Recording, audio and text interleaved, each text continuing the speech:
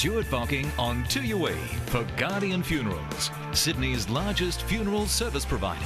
Yes, here we are. It is Thursday night. Some more of your calls coming up, but a change of pace for just a moment. Cate Blanchett and Andrew Upton, of course. In the case of Blanchett, she's done some terrific work in films like the two Elizabeth movies, the recent Robin Hood with Russell Crowe, the Oscar-winning role as Katharine Hepburn in Martin Scorsese's The Aviator. But 3 years ago, Cate Blanchett put the brakes on her Hollywood career to take over the Sydney Theatre Company with her husband, Andrew Upton. Now, it's been such a triumph, the couple now preparing to sign on for another 3 years with the STC. Cate and Andrew have launched next year's program of plays for the Sydney Theatre Company and promises to be as original and as enthralling as anything they've done in the past. She still fits in that occasional blockbuster movie, but Andrew still writes and directs for the stage. Plus, of course, they have 3 young children and a new dog named after a dinosaur. Well, of course, how on earth do they manage to do it all? Well, that's what our movie man, Ian Horner, asked when he caught up with them at the Sydney Theatre to the season's launch. He also had a very old Tim Tam commercial up his sleeve to surprise Cate Blanchett. One theme of the new theatre season is great roles for women, which is quite appropriate.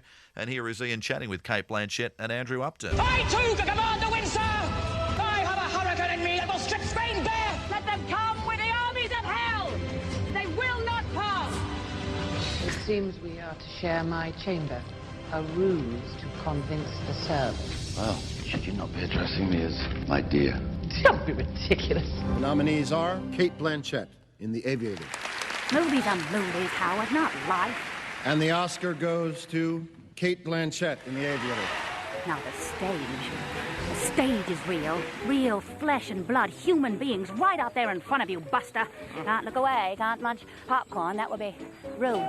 Your new program features some great female roles. How difficult are they to find, or are plays still written basically for men? You're right. I mean, one of our starting points was to find those great roles for women, and they're extraordinary actresses in Australia. And so for us to have Miranda Otto and Jackie McKenzie and Leah Purcell and Helen Thompson in the season is fantastic.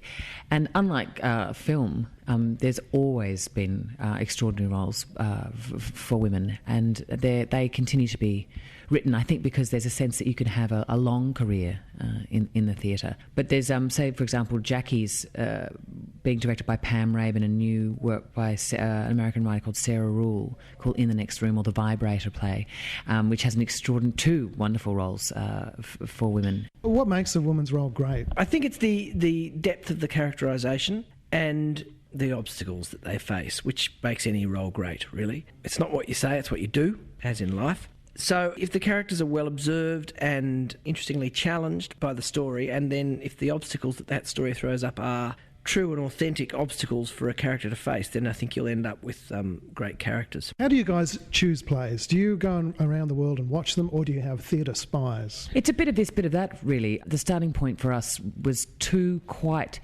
opposite productions that had been really in our minds since we took on the job a couple of years ago. And one was we commissioned Martin Crimp to do an adaptation of Gross and Klein to be directed by Luke Bondi, who's one of the master directors. Another great role for a woman, which I've nabbed for myself. And then the other one was a collaboration with Stephen Page and Wayne Blair, an Indigenous work called Bloodland. It's like curating anything, really. You want to have a dynamic season where people can they don't want to go to the theatre every time and feel like they're seeing the same play. And so we really hope that we've teased that apart. You know, with Threepenny Opera, we've got a production of Loot, which is a wicked play. And who has the final say? I have the final say. Actually, no one has the final say. We might start with some ideas, or we might start with some directors, or we might even start with some cast. If those things gather enough momentum and gravity to become genuine productions, then they're pretty much guaranteed a place in a season or our season. Sometimes you throw a lot of balls into the air. I mean, already we've started throwing balls in the air for 2013, but and some things develop really quickly, and so you sort of can fast track them, and some balls are not quite ready to land. And so I think you have to have it's not just about putting on plays that we're interested in seeing, it's about, you know, sometimes you'll ask people what they're passionate about, which is something obviously we did the minute we walked into the job. You're painting a picture of some sort of democracy here, but the decision of which plays to put on the two of you make that together? And are other people in STC involved in that process? We're really collaborative in the way we work, and I think that's probably a generational thing. In the end, the buck stops with us. We're not just artistic directors, we're the CEOs, so we're responsible for the financial health of the company. And we all do mix in together. And I mean, it's not some idealistic democracy. Of course, in the end, we do have to take responsibility for the final shape of the season. But it is a bit like a dinner party. You need to make sure that the food's great and that all the elements of that you've invited the right guests. And plenty of wine. Yes, that's where theatre's very good. The lubrication. Andrew, you've got your own career as a writer, director, and Cate, you have extracurricular activities. You also have 3 kids. How on earth do you pull this all together? How do you get this balance? I was ambushed the other day. Andrew went out to get some milk and bread with the boys, and I got tennis balls, and I got a call 20 minutes later where our eldest son saying, "Oh, Dad just wondered if we could get a dog." And I said, "Put your father on." And I said, we're launching on Monday. We've got 3 children. Why on earth are we getting a dog? I think we quite like... We've got a dog called Dorothy. But look, I think we like the chaos. We've got a very strong belief in the power of theatre to illuminate. We're really interested in providing theatrical experiences for young children and teenagers as well, young adults. We extend that reach to our own children, and being backstage or coming to see a show, like our eldest went to see Our Town the other day. It's great, but it is a balancing act, and there's 2 of us, and so there's always someone at home. We take it in turns. But STC is pretty consuming, so you would have had to say no to a lot of other work. You can't do it all, and it's an incredible privilege. I'm not just saying that, just running the company. It's an amazing company. I mean, the skill base that we have access to and that we have a responsibility to maintain, it's extraordinary. And to be involved in a level of national conversation we're afforded that opportunity because of the job, it's remarkable. And so if it means making, fewer films, then so be it. I've got something for you. You know the deal.